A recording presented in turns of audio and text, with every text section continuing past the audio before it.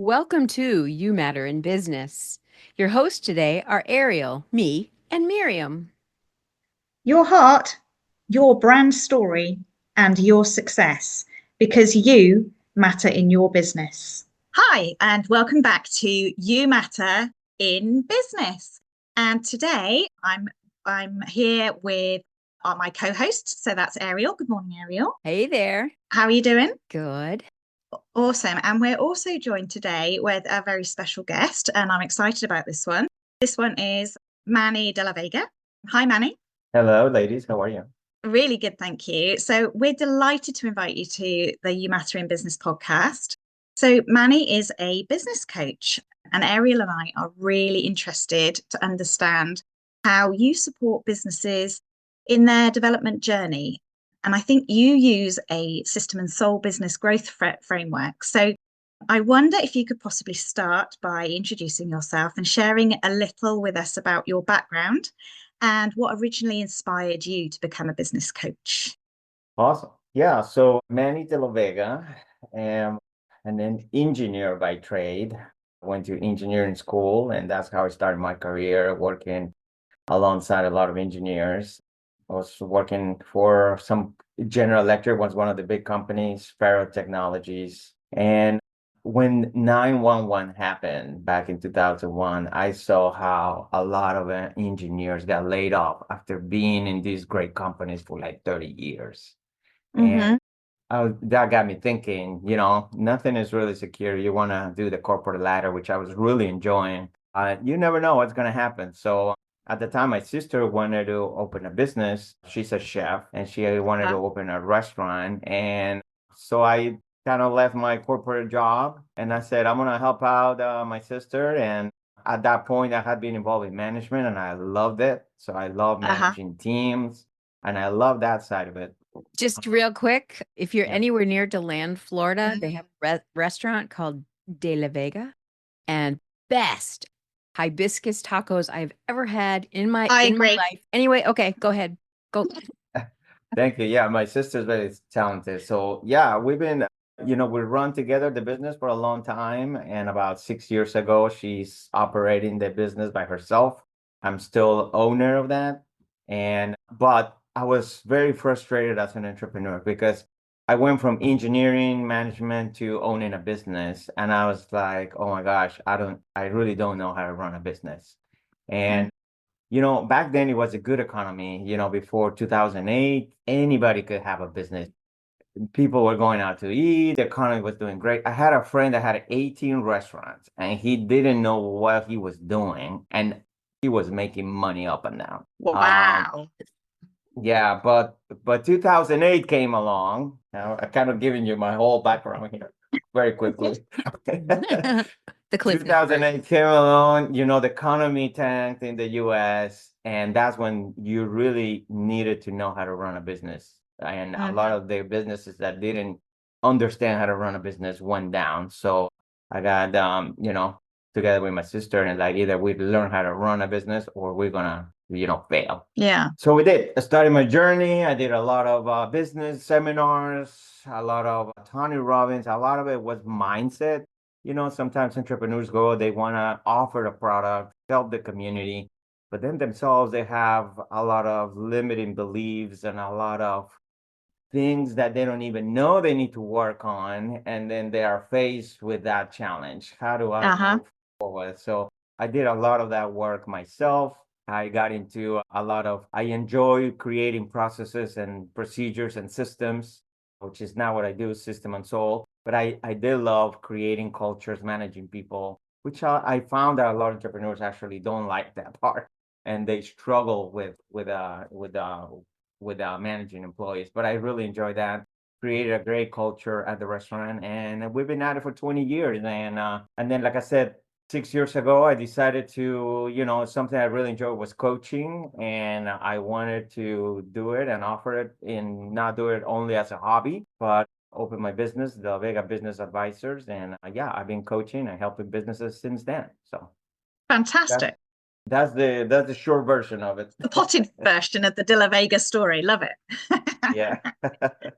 Manny, because you mentioned a couple things. You talked about limited beliefs and something else, but I was wondering, in your experience when you work with women in particular, what are some of the common problems that they have to overcome, or what are some of the do you find it different working with a female client versus a male? That kind of discussion. Well, first of all, let me tell you that 20 years I've been running the restaurant, and most of our crews have been mostly female. Yeah, so right now we have about 20 something employees and only one male. Our Wow. whole kitchen is run by women. Our whole front of the house is run by women. And now I have Powerhouse. in my business, in the coaching business, I'm the only male.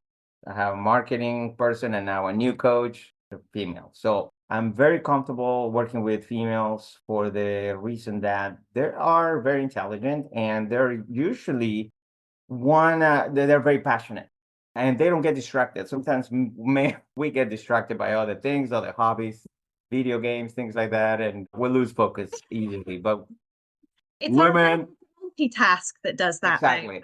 Yeah. What's the common thread when you work with women? What do you think the the biggest obstacle or struggle that we face? Yeah, I mean, men have these too, but I find that women kind of don't believe in themselves enough sometimes. They are super intelligent, super smart, super, they have a lot to offer, and they don't get told that, whether it's in their childhood or in their professional life. So they're having a hard time believing it.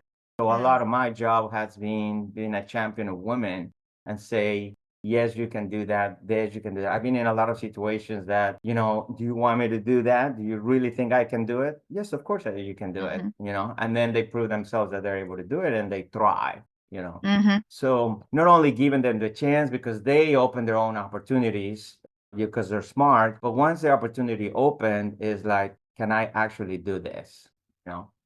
Yeah, and as a Yes, coach, we do know. as a coach, I spend most, all of my time with my clients, believing in them before they believe in themselves. And it's that holding that belief that they can do it before they actually realize that they've got that strength too. And that's really important as a coach to kind of like hold that for them before they even realize it. So that's great.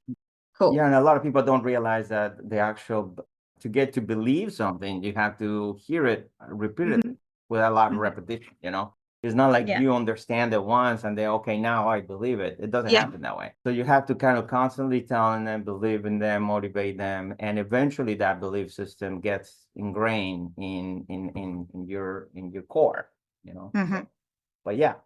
Okay, your turn, Miriam. So We're taking turns today.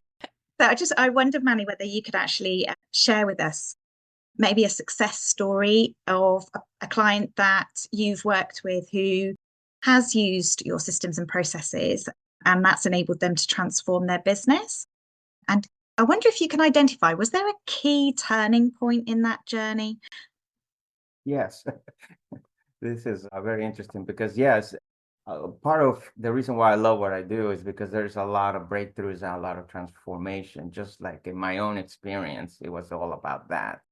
And I'll get to experience that with clients, A lot of people think that running a business is common sense. Most people think I can do it myself and I can figure it out myself. And truth of the matter is, running a business is not common sense. There are things that you need to learn, you need to do. And so three of the great examples, this is actually how I base my practice, because these four things are the four things that create the most breakthrough and transformation. So the first one is alignment, team alignment. A lot of times, for example, if it's a family business, like my sister and I, for example, we run the business. A lot of times we were not on the same page. She wanted to go one direction, I wanted to go another direction, or I wanted to go faster, she wanted to go slower, or sometimes we're not communicating ourselves. And the same happens. That's secret, isn't it? It's the communication between you, I think. Yeah, a lot of people don't put effort into creating channels of communication strategy. A lot of people think that that's just natural and you're just gonna do it and it's gonna happen. And guess what? It doesn't. No.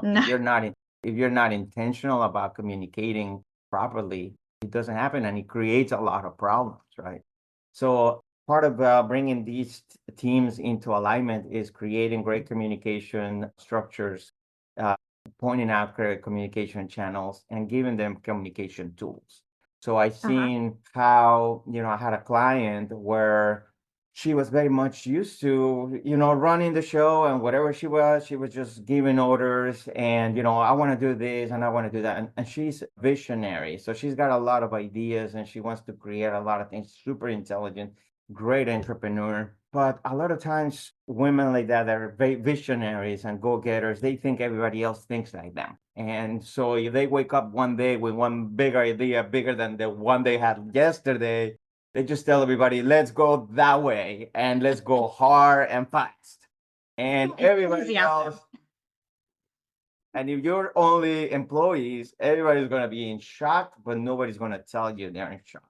They're going to say, they're overwhelmed by it. Yeah. Yeah, they're overwhelmed, and they're going to say, yes, let's go, because they're employees, and usually they don't want to challenge the owner or anything.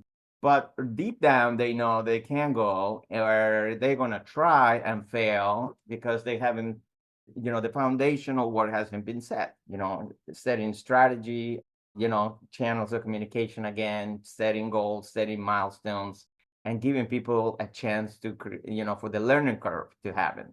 They may not have the right skills to get there. So that's one of the big examples that I have. So she understood that not everybody runs at the same pace, that she actually needs to slow down, put it on paper, create a strategy, and wait for everybody communicated to be on board. Now the ship moves fast, right? Because before she was frustrated. Why I'm telling you to do that and nobody does it? Why I'm saying this and never happens?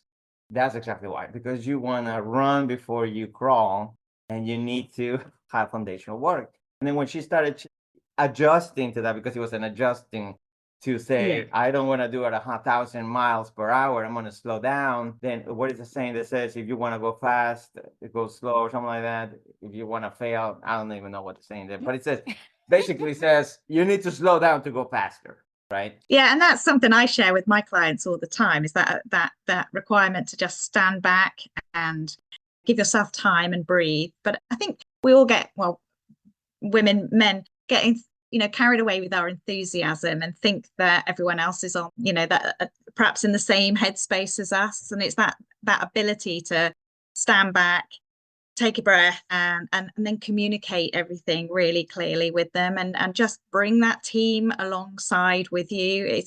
In order to be able to make a business really thrive, you're not going to thrive unless you take everybody with you. And that's a real skill, isn't it? That skill to be actually to get everybody on that same page. Yes. So yeah, that's great. A lot of things start with awareness, because you got to be aware that not everybody's like you. Yeah. Because we run our lives with a filter of how we see things, and we don't. I figured that out years ago. Yeah, my wife still. I've been married for 20 years. She still thinks I can read her mind, and and I try, but impossible. No, you can't. For a man to read. So she tells me things, and she assumes I already know the whole background of the story, and I know I need to slow down. You need to realize that men are from Mars and women are from Venus. We're very different. Exactly. We work very differently. Yeah.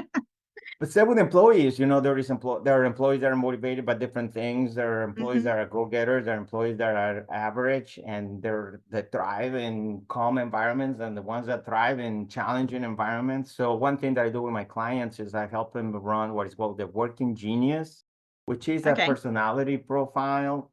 And it's a perfect profile to understand how people work around you, because there's a lot of personality profiles, like the Dick's profile and all that. Sometimes they go too deep into the person, and you get to know a lot about the person, but then what do you do with that information? It's not like you're going to marry them, right? Or anything. You just need to work with them a couple hours a day, and they need to understand how they work. So I find that Working Genius is deep enough in how they work, but it doesn't go deep enough into the personality. But that gives you... That kind of tells you how, if you've got an introvert on your team, how they work differently, how their mind works differently, or if you've got an probably extrovert. what motivates them. Exactly. And then it helps you have some realistic expectations of it, because if that person is not a visionary, is not going to thrive on big ideas, don't put him in a position where he needs to create big ideas. Or if it's not a person that is going to thrive in sales and marketing environments, don't put him in that. And a lot of times what we do as entrepreneurs, putting the right person in the wrong seat. And then we wonder how they fail, right? Like so it's playing to everybody's strengths. So everybody has strengths. So it's making sure that they fit into your organization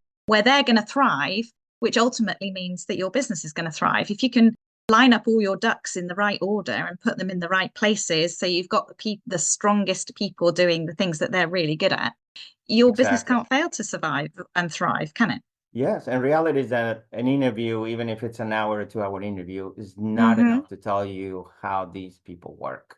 You know, you need deeper work. You need, assessments that experts already developed, they tried, and they design to have these results in a matter of minutes without you having to kind of figure out the whole process, right? Yeah, absolutely. On your website, it talked a lot about systems and processes. So I could see that you work with culture, a company culture. But what are some of the other systems and processes, I can't even say it, processes that you find most people don't have implemented that they need? This is a big one because I found that no entrepreneur opens or starts a business to create processes and procedures. Nobody says, I'm going to open a business so I can create enough processes and procedures. Everybody is like, I want to create a great product, a great service, right?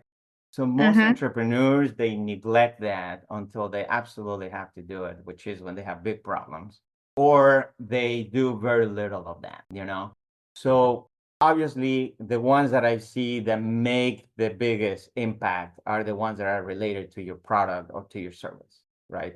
Because those are the core things that kind of drive your business. If you don't have the right product, it doesn't matter how good your marketing is. If nobody's going to buy your product, it doesn't.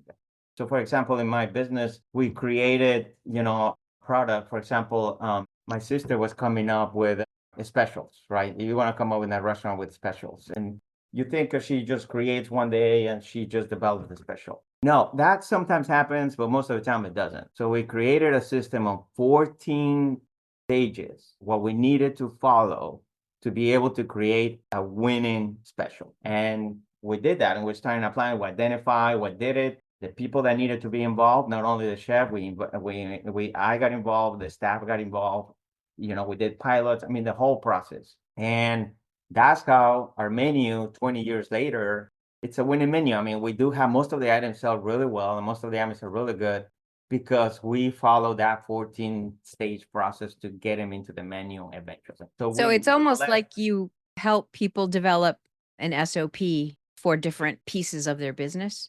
Am I hearing you correctly? Yeah, I don't like the word SOP because SOP sometimes sounds like something you do and nobody cares about and nobody looks at again. So it is an SOP, but this is what I like to do is creating these systems that people use every day. It's not like a binder somewhere and nobody cares about. So steps of service, steps of cleaning, and then we attach that to training, because a lot of times you create the procedure, but you don't train people on how to use the procedure. And most importantly, you don't hold them accountable every day to actually follow the procedure. Yeah, 100%. Yeah, so everything, it has to be ingrained in one area where training, procedure, accountability, and flexibility, because you're still dealing with people. A lot of the mistakes entrepreneurs do, especially if they're crazy about procedures like me, which were very rare. Most of the entrepreneurs don't. But rare people like me, then I wanted to create procedures for everything. And that's a mistake too, because you got to let room. You got people are people, they're humans. They make mistakes. They can think for themselves too. So you don't have to do 100% of everything you do in a procedure. But have you ever heard of the 80-20 rule? 20% of it's going to create 80% of your results. So that's what I help with my clients. Just identify that 20% that is crucial, work on that, put a procedure, train them, give them accountability and flexibility, and 80% of your results are going to show. Yeah, and that's entrepreneurs that 10X. do the opposite. Right, exactly. Entrepreneurs do the opposite. They worry about the 80% that doesn't produce any results, And that's how they're overwhelmed and, they're not getting anywhere. Frustrated and yeah, 100%. Okay, Did I answer your question? Yeah, I think I hope I did. so.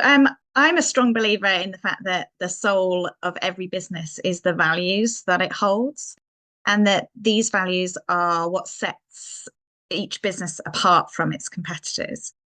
Can you explain why you think the business owners struggle to put those values at the front and center of their business growth and strategy?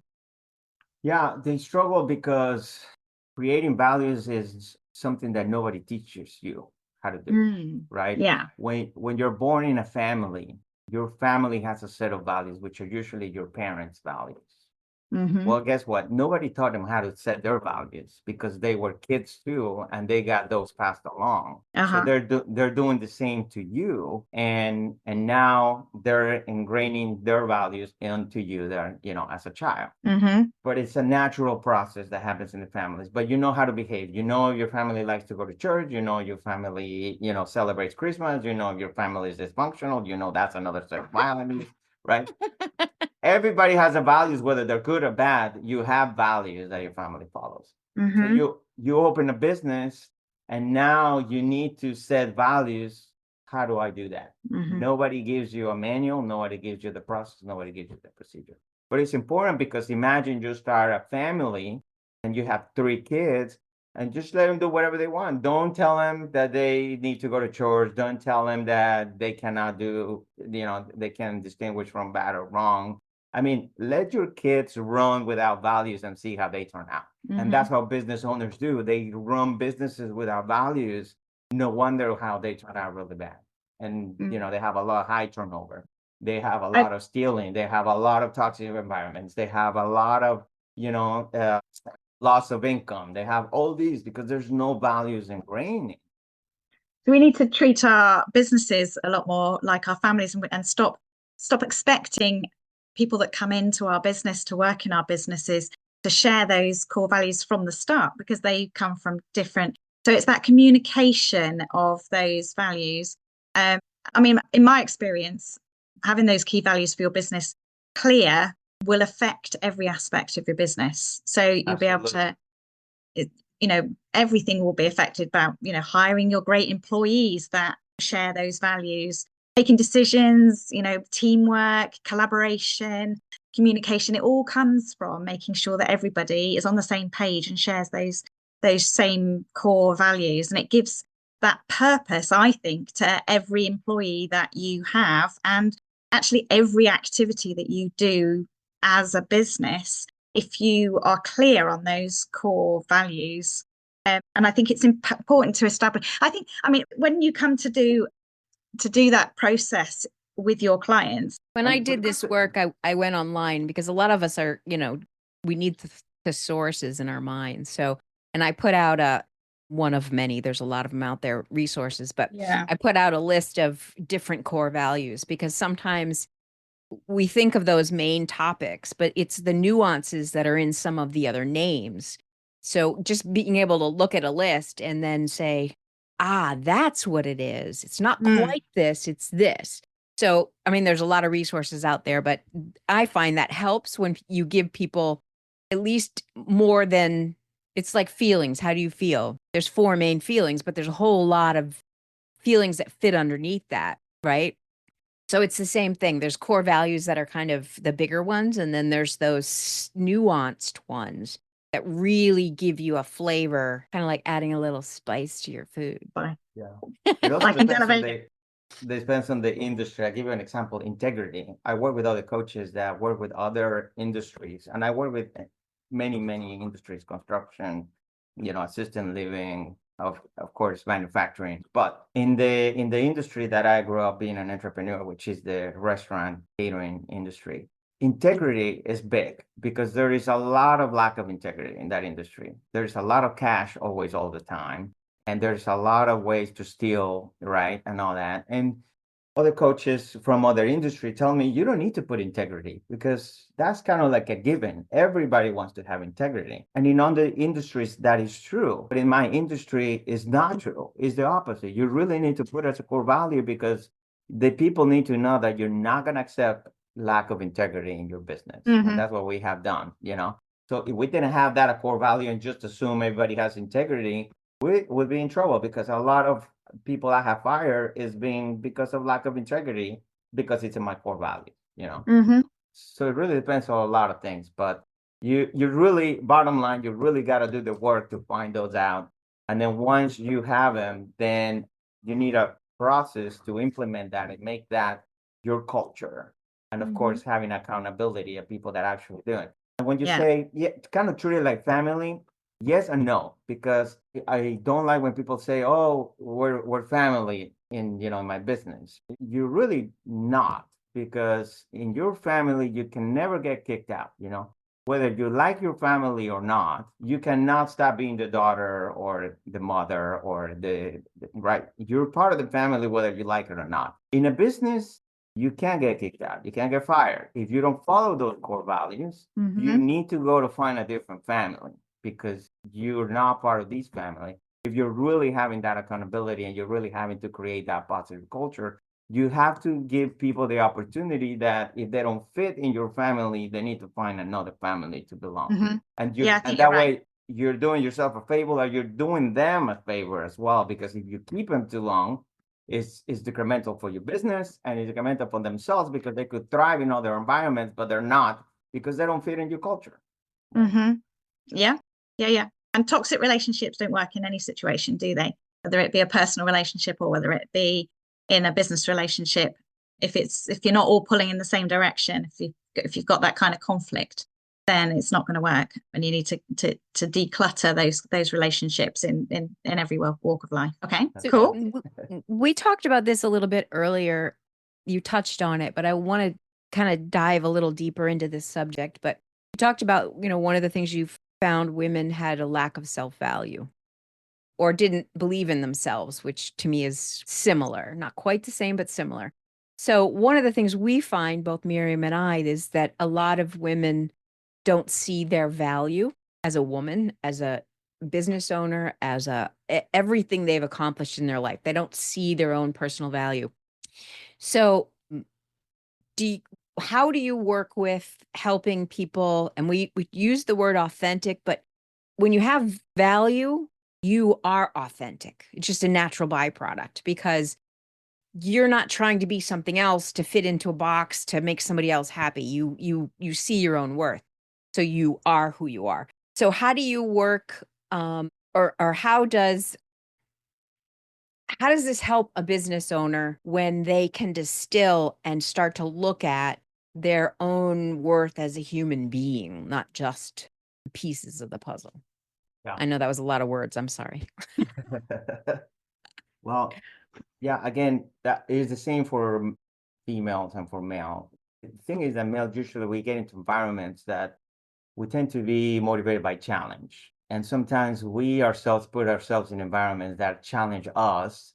Thus, we have to resolve. Thus, we have to see if we're valuable or not. And we quickly find out if we fail, we're not. And if we survive, we are.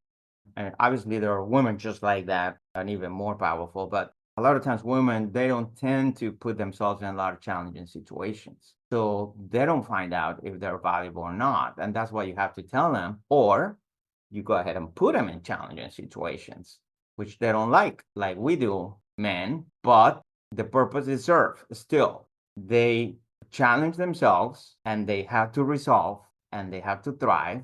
And I find that most of the time they do it way better than men anyway. And then once they thrive and they say, wow, he challenged me. I didn't think I could do it. I wasn't going to do it. I was going to quit, but I did it anyway. Oh my God, I was able to do it. Now I have more value. And if you do that more and more and more, you do that. Now you got to be careful not to put them in a way too challenging environment at first, because women tend to retract and they don't adapt to challenges as, you know, like men do.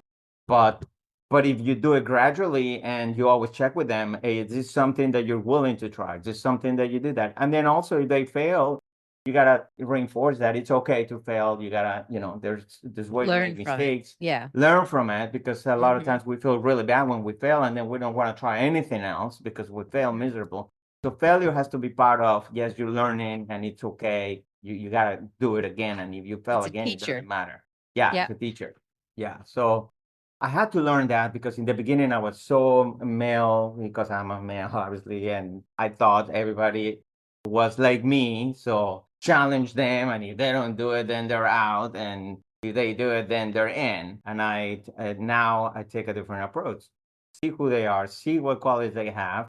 If they need to be ease off into that a little bit low, we need to give them more time for the learning curve because some people learn in 3 minutes, some people take them 3 weeks, but at the end of the 3 weeks, both of them are super high performers, so you just got to be a little bit more patient sometimes and understand who you're dealing with to be able to get the most out of people. Goes back to that understanding who is working in your organization and what their strengths are, doesn't it? But it also, I always say with my clients that challenge is what you grow on. Challenge is what makes you more resilient and more, able to overcome those barriers.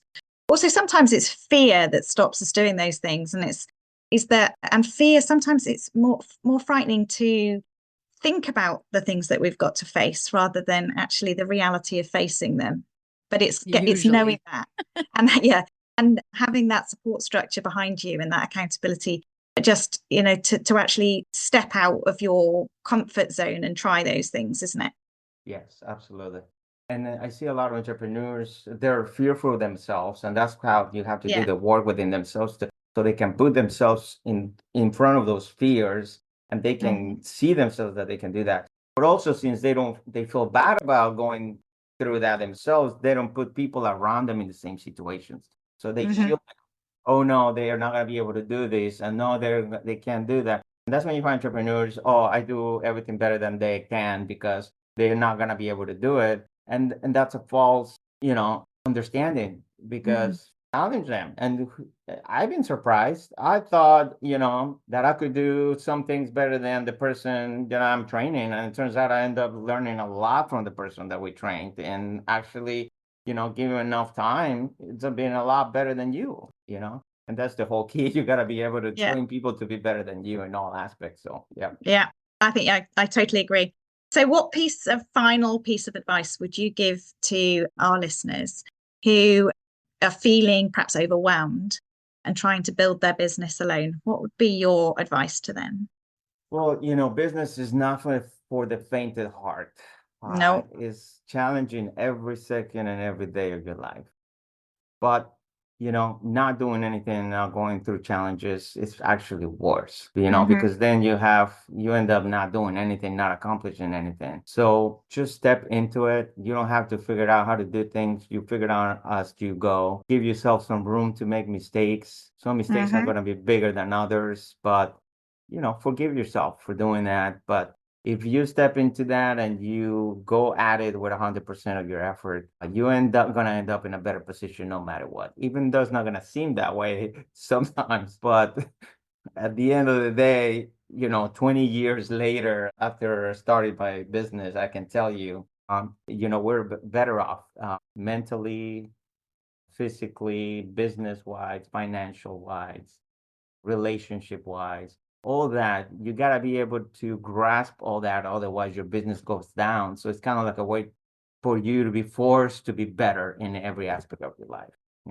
I love that. That's great. Thank you. So believe in yourself and put yourself out there, challenge yourself, and ask for help. And ask for help when you need it. I love that. Yes, that's great. That is the key. Yes, don't try to do it like we're not always good at. We're not. Yeah. No. So thank you, Manny. That was really great. And I know that I've learned an awful lot from that conversation. Thank you for taking the time for us to talk to us today. Really appreciate that. It's always good to have different perspectives from other coaches, business coaches, and other people in our community. So thank you for that. I really appreciate it. No, thank you, ladies. Ariel, are you going to talk? You're welcome. Ariel, are you going to talk to us a little bit about things that you are involved with at the moment? I am, but I want Manny to let us know before I do that where do people get a hold of you? How do they find out more about you and your business? Sure. So my website is DelaVegaAdvisors.com, and you'll find everything about what we do and how we help people. And of course, LinkedIn, Facebook, and all those social media platforms. All those good things. Yeah. Yeah, those Great. good things that you have to do. So Okay. yeah. We'll put the information in the show notes too, so that they don't have to like write it down, because I know Awesome. how hard that is when you're listening to a podcast. So the links will be in there. But I wanted to also take just a couple seconds. I'm not going to go over on this, but we have Miriam and I this is for the audience. We run a retreat for women, and it's for business owners, and it is for women that really want to kickstart the next year, or they want to kickstart the next, quarter or half year of their business, depending on when the retreat falls. There's links on both of our websites, but the need is, if you are interested, check out the information. If you are interested, you need to get on that call. We need to find out multiple things so that we can curate the right group of women together and the right place. We get the venue after we get the women. So if you are very much a historic and you love Victorian, and just, as I'm throwing that out there as something, and that's your vibe, that's your business vibe, is all those pieces. Well, that wouldn't work in a very modern house. Or if you're a very modern, your brand is sleek and simple, you wouldn't do well in a house that was very ornate. So we want to make sure you are put in the right place with people who share that. So get on that call, set up a time that we can talk, and we can figure out how we can help you with that. It's going to be an incredible experience. It's very exclusive. There's only a few people who can go on a retreat at a time. And then we also have one other thing. Do you want to talk to them about the workshops? So the workshops are happening every quarter. So by the time this one goes out, then we will have already done one, which is on January the 7th. But we've got other ones coming up in April, in July, and in October. And that's run by myself, Ariel, and we've got a fantastic other collaborator called Elsie Mendez. And she's an author of a book on affirmations. And actually, she's been on this podcast before. So if you look back in the history of the podcasts, we did 2 podcasts with her earlier in the year about what she does. She also is a Legal Shield associate. So together, we're putting together a series of workshops, and they cover various different fantastic subjects, which are close to the heart of all women business owners and businesswomen. So there are links to those workshops. They're free. They're happening live streaming on Facebook and on Zoom. And there's links to both of those on, I think, all 3 of our websites and on all of 3 of our social media. So get involved with those. Again, free, fantastic resource for you. We do need you to register so you can get the proper links. So sign up. It's free, only a little bit of time and a lot of education. Fantastic. Well, thank you, Manny, for listening to our spiel. Sorry. A shameless plug. Good to know. Good to know. Yeah, and if you have any women that are interested in some more different perspectives, share. Absolutely. Especially the workshop is free. If you have women who are looking for building their personal brand, because that's kind of what the retreats are all about. They need the images, they need the alignment. My sister needs to work on that. She needs to kind of develop her personal brand. Yay! Well, let's get her going, because it really will be a game changer for a woman. Just because we're so busy in life, and we're doing so many different things at once. We're the mothers, we're the housekeepers, we do all these things. We might be the accountants, we might be doing all these things, and we're running a business on top of all that, right? So the idea of a retreat is you step out of all of those responsibilities and you relax into, with just a few women, so it's not overwhelming, you relax into, I have time to really focus on this stuff. I don't have to go make dinner in 5 minutes, right? Everything is taken care of for you. And then after a full day of a lot of mind work, it's not just branding work, it's also, so it's a bunch of different things. Then we follow that up with images that fit what you just did all at the same time. You're in the same mind space. and you get all the, foofy stuff done for you. So, and you come out with a clear vision of what you're going to do strategy wise for the next 6 months. So to a year. So it's really a Kickstarter for a lot of women. So throwing that out there. All right. Yeah. Well, Good to thanks. know. Sorry. All right, guys. Well, thank you so much. See you next episode. After all, it is your brand, your story, and your success. Because Ariel and I know you matter in your business. Thank you for listening to the You Matter in Business podcast. Please follow, share, like, and comment. We would love to hear from you. This podcast is sponsored by Ariel Faith Photography and Enrich Life Coaching. The show notes provide more information on how to contact Ariel and Miriam and any guest speakers who share in our journey together.